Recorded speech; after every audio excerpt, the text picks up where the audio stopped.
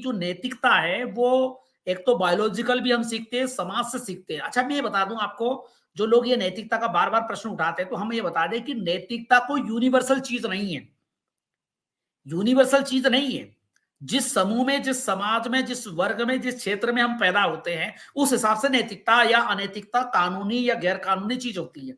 जैसे हम उत्तर भारत में अगर कोई आदमी गाय काट देगा तो उसको क्या है, मार डाला जाएगा और उसको कानून की तरफ से भी उसको सजा हो जाएगी। लेकिन अगर अपन देखते हैं गोवा में जाकर के कोई आदमी गाय काटेगा या मेघालय में काटेगा, तो वहां पर लोग खाते हैं उसको और सरकार भी उसको नहीं रोकेगी। तो जो मेघालय में और गोवा में गाय काटना नैतिकता है, कानूनी है, वही उत्तर भारत में गैर कानूनी और घोर पाप हो जाएगा। एक बिल्कुल। मुसलमान के लिए गाय भैंस ऊंट काटने में कोई पाप नहीं है, लेकिन एक जो हिंदू है, जो शाकाहारी हिंदू हो गया, वो उसको घोर पाप मानेगा। एक ईसाई के लिए और भी जो काफिर है, यानी जो गैर मुस्लिम है, उनको सुअर खाने में कोई दिक्कत नहीं है। वो बड़े चाव से खाते, उनका उनका जो ईश्वर है या उनके जो भी देवी देवता को सुअर चढ़ाते, लाखों करोड़ों लोग खाते हैं, या ऐसी जातियां हैं जो सुअर काटती है। लेकिन मुसलमान की दृष्टि में वो अनैतिक है, वो पाप है, वो घोर अवैज्ञानिक कृत्य है, घोर अमानवीय कृत्य है। सुअर खाना, सुअर काटना, सुअर का मुंह से नाम भी लेना। जो लोग अपनी चचेरी ममेरी पुपेरी बहनों से शादी नहीं करते हैं, या उनके कल्चर नहीं है, वो कभी सोच नहीं सकते कि अपनी चचेरी बहन को, ममेरी बहन को, मौसेरी बहन को सेक्स की नजरिए से देखे, या मैं इससे शादी कर लूंगा, इसको पटा लूं, या इसको प्यार मोहब्बत कर लूं, ऐसा वो सोच भी नहीं सकते।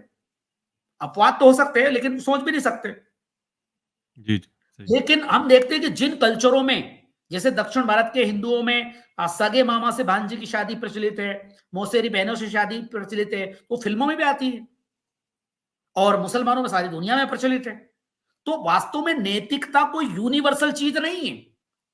जो एक एक समाज के लिए, एक वर्ग के लिए, एक क्षेत्र के लिए नैतिक है, वो दूसरे के लिए अनैतिक है। तो किस नैतिकता की रक्षा कर रहे हैं आप जिस ईश्वर अल्लाह गाड यहोवा का डर दिखा रहे हैं, वो डर इसलिए दिखा रहे हैं कि नैतिक मूल्यों की रक्षा करें।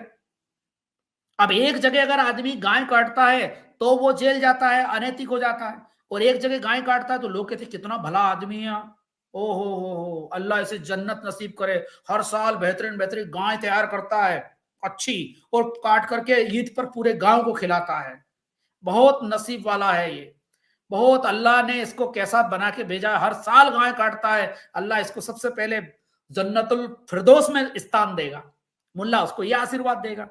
और हमारा जो मुल्ला है, हमारे जैसे धर्मगुरु कहेंगे अरे इससे बड़ा पापी कौन है भैया, अरे धर्म नहीं है तो अधर्म है, ये सब, ये कोई धर्म होता है? गाय काटना भी धर्म होता है क्या?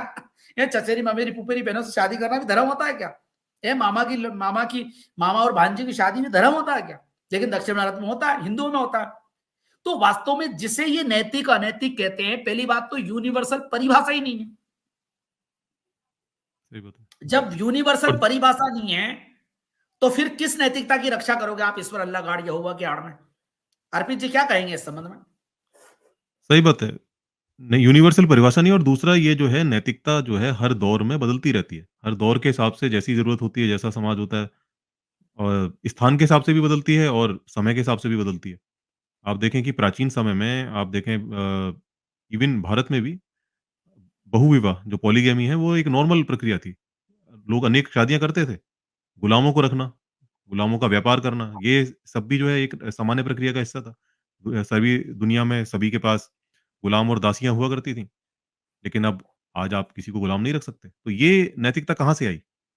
ये नैतिक नियम हमने ही बनाए ना। आज आप किसी को गुलाम रखेंगे तो कोई भी उसको नैतिक नहीं मानेगा। भले आप किसी धर्म ग्रंथ का बिल्कुल सही। हवाला देंगे, देखिए हमारे धर्म ग्रंथ में लिखा हुआ है ऐसा कि हम रख सकते हैं। उसको कोई मानने को राज़ी नहीं है। इसी तरह जो बहुविवाह है, पॉलीगैमी है, कुछ एक ही शायद धर्म है जिसको छोड़कर बाकी सभी धर्म जो है उन, या कहें कि बाकी सभी देशों में, सभी स्थानों में जो है उसको अब अनैतिक ही माना जाता है कि आप एक से अधिक शादी करते हैं। तो ये बिल्कुल। प्रक्रिया है, बदलाव की प्रक्रिया है जो बदल रहे हैं हम।